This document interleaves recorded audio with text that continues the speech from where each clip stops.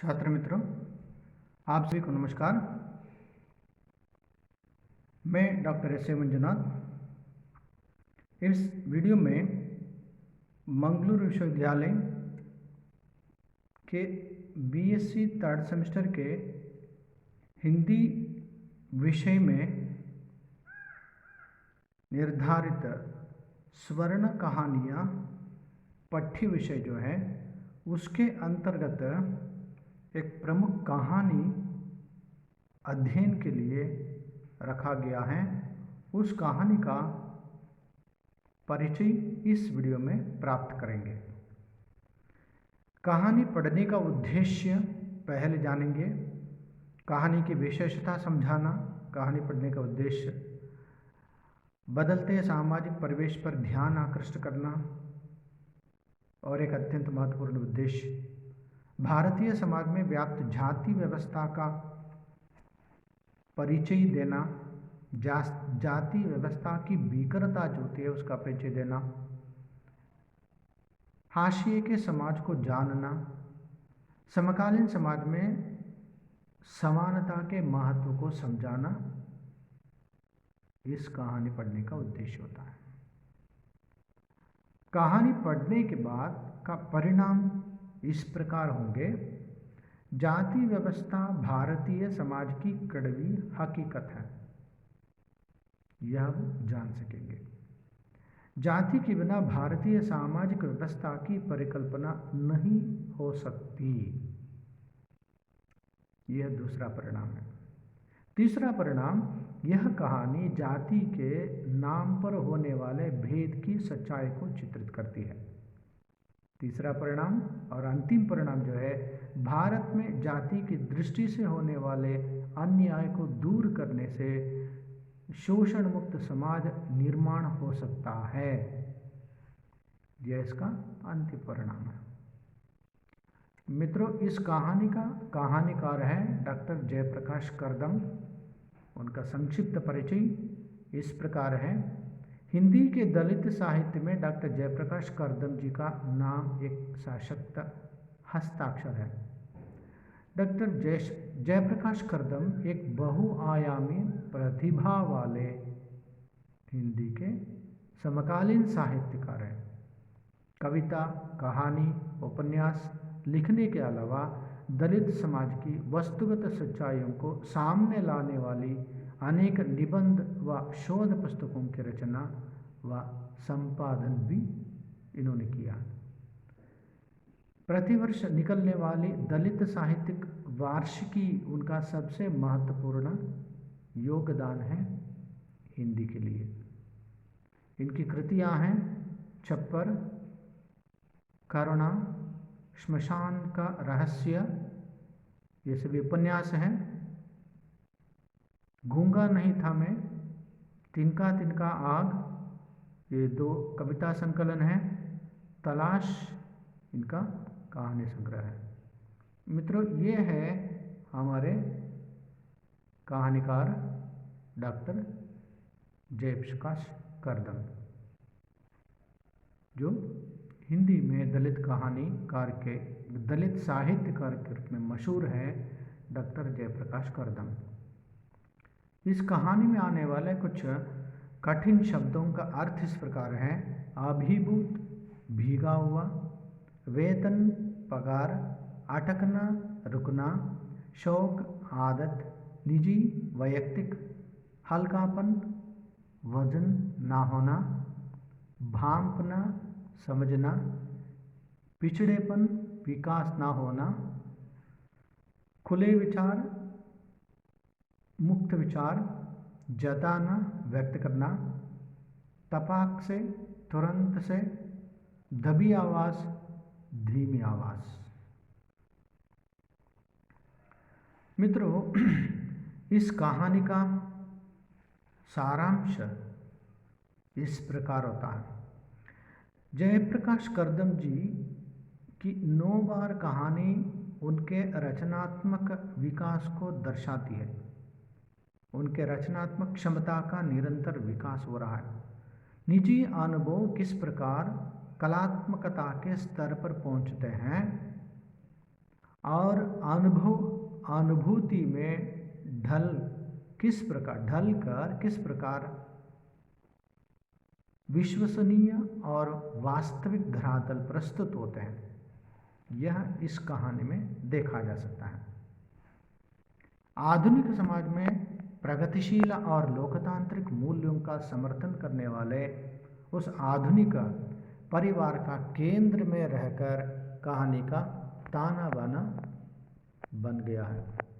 जाति व्यवस्था समाज की हकीकत है।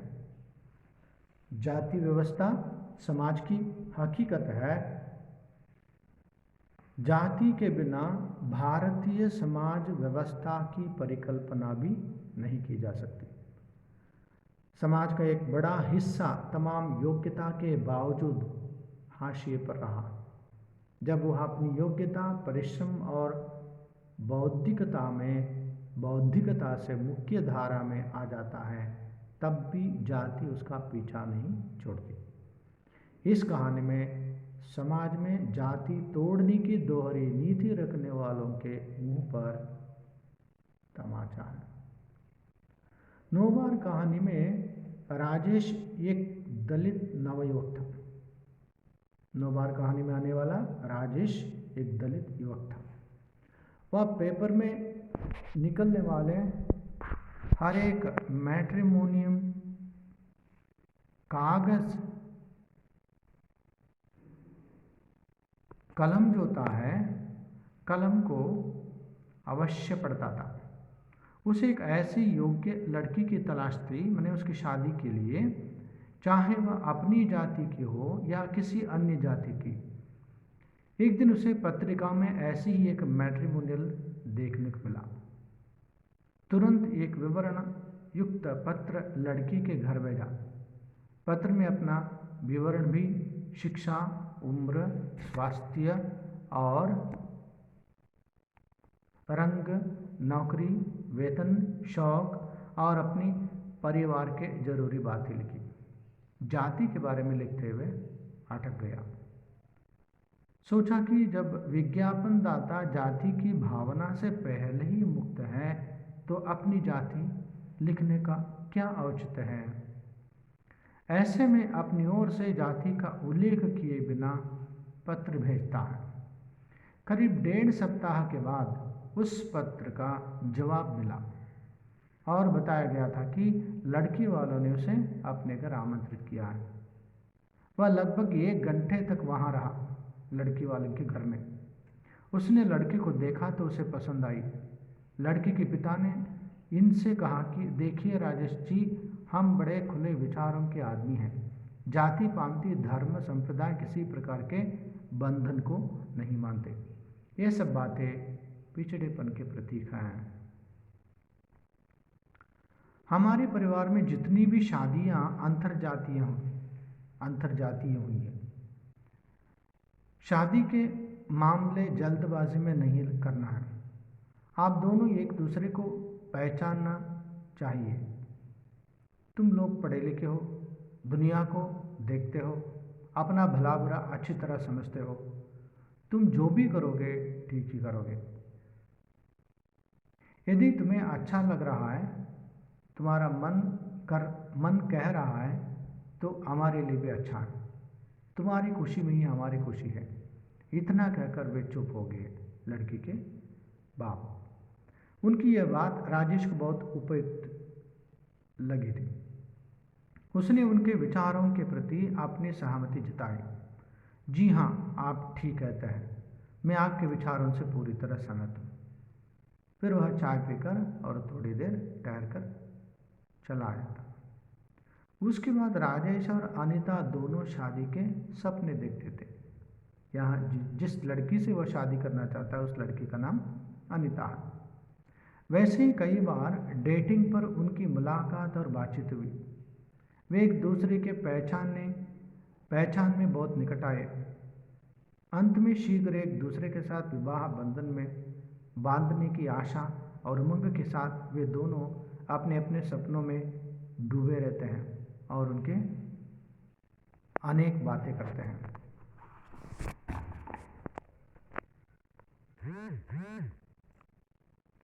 राजेश अपने कमरे में आकर भी देर तक उस लड़की को लेकर अपनी भावी जीवन के बारे में सोचता रहा। राजेश के पिताजी यह सुनकर चौंक गए। उन्होंने कहा कि बेटा, मैं अनपढ़ गंवार आदमी हूँ, ज़्यादा नहीं जानता, पर दुनियादारी को तो जो थोड़ा बहुत मैंने देखा है, उसके आधार पर मेरा सुझाव है कि वे ना पूछे तब तुम्हें अपनी ओर से उनको अपनी जाति बता देनी चाहिए। राजेश ने अपने पिताजी को समझाया कि यह सौभाग्य की बात है कि हमारा संबंध एक ऐसे ही परिवार में हो रहा है जो इतना शिक्षित, सभ्य और प्रगतिशील है। अपनी माता पिता की सहमति लेकर राजेश शहर लौट आया। मतलब अपने घर जाता है, अपने गांव जा करके अपने माता पिता को उसकी सूचना देता है। सूचना दे करके उनसे सहमति लेकर वह अपने शहर में वापस आता है। लड़की ने भी अपने माता पिता से कहा कि उसे राजेश पसंद है। बाद में अनिता के पिता राजेश से राजनीतिक विचारों को लेकर चर्चा करते रहे। इसमें सभी प्रमुख राजनीतिक नेता और पार्टी की बातें होती हैं। इसमें से उन्हें पता चलता है कि यह लड़का पिछड़े जाति का है, क्योंकि वह हमेशा ऐसे पक्ष और ऐसे लीडरों के बारे में अपनी राय देता है। राजेश के साथ बातों से लड़की के पिता को लगा कि यह लड़का जिस तरह की जुबान बोल रहा है, कहीं यह लड़का शेड्यूल्ड कास्ट तो नहीं है। पिता को, माने लड़की के जो पिता जो है, उसको यह संदेह होता है। यह विचार मन में आते ही सहसा वह असहज हो गए और अरे अनीता कहते उठकर अंदर चले गए। अनीता के पिता अंदर जाकर मन में संदेहों को व्यक्त करते हैं। पूछते हैं कि अनीता, वह लड़का किस जाति का है। अनीता से अपनी लड़की जो बेटी जो है उससे पूछता है वह किस जाति का है। अनीता कहते हैं कि पापा मुझे मालूम नहीं है, मैंने भी कभी उसे पूछा नहीं। लड़का अच्छा है और अच्छी आदत है, उसमें कोई बुराई नहीं है, स्मोकिंग तक नहीं करता। और फिर पापा हमारे पत्रिका ऐड में पहले ही 9 बार छपाता, माने जाति का कोई उसका महत्व नहीं है। इसीलिए नहीं जानना चाहा कि वह किस जाति का है। पापा, जब हम जाति पांति को मानते ही नहीं तो फिर किसी भी कास्ट का हो उससे क्या फर्क पड़ता है। लड़की ने बड़ी सहजता से कहा।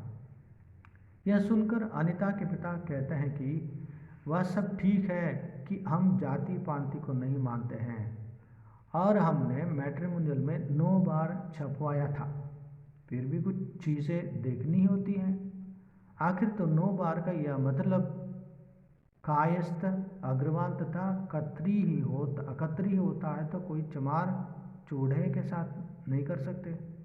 ऐसे कहते हुए राजेश को अछूत और निम्न जाति का समझकर उनके साथ अनीता की शादी कराने से इनकार करते थे। ऐसे होने पर प्रगतिशील का ढोंग क्यों किया जाता? क्योंकि वे ब्राह्मणवादी संस्कारों के हैं। कहानीकार ने ऐसे ही आधुनिक विचार वाले समाज के लोगों के वास्तविक चरित्र का पर्दाफाश इस कहानी में किया है। इसमें कहानीकार ने एक रहस्यात्मक दृष्टिकोण अपनाया है, जहां कहानी के अंत में पता चलता है कि वह निम्न जाति का है। इस समाज में दिखावा ढोंग करने वाले लोगों का अंकन लेखक ने अत्यंत सहज रूप से इस कहानी में चित्रित की है। तो मित्रों, यह इस कहानी का 9 बार कहानी का संक्षिप्त परिचय।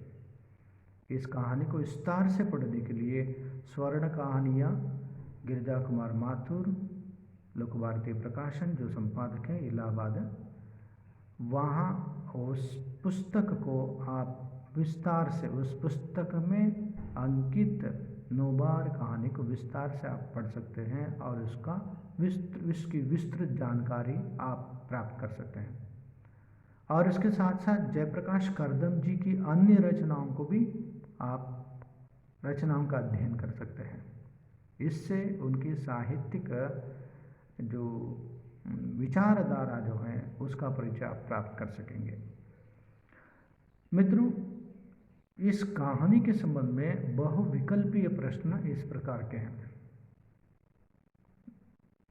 पहला प्रश्न है, नोबार कहानी के कहानीकार का नाम क्या है?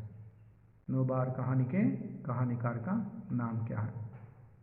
इसके 4 उत्तर हैं, जयप्रकाश करदम, ओम प्रकाश वाल्मीकि, मृदुला गर्ग, प्रेमचंद। इस प्रश्न का सही उत्तर जयप्रकाश करदम है। दूसरा बहुविकल्पीय प्रश्न है, राजेश किस विभाग में अधिकारिता? राजेश किस विभाग में अधिकारिता? इसके 4 ऑप्शंस हैं, आयकर विभाग, ए, बी शिक्षा विभाग, सी स्वास्थ्य विभाग, डी समाज कल्याण विभाग। तो मित्रों, इसका सही उत्तर है आयकर विभाग। राजेश आयकर विभाग में अधिकारित है। तीसरा प्रश्न है, राजेश की लड़की का नाम क्या था? राजेश की लड़की का नाम क्या था? इसके 4 उत्तर हैं, वनिता, ए, बी सुनीता, सी अनीता, डी सविता। तो इसका सही उत्तर है वनिता।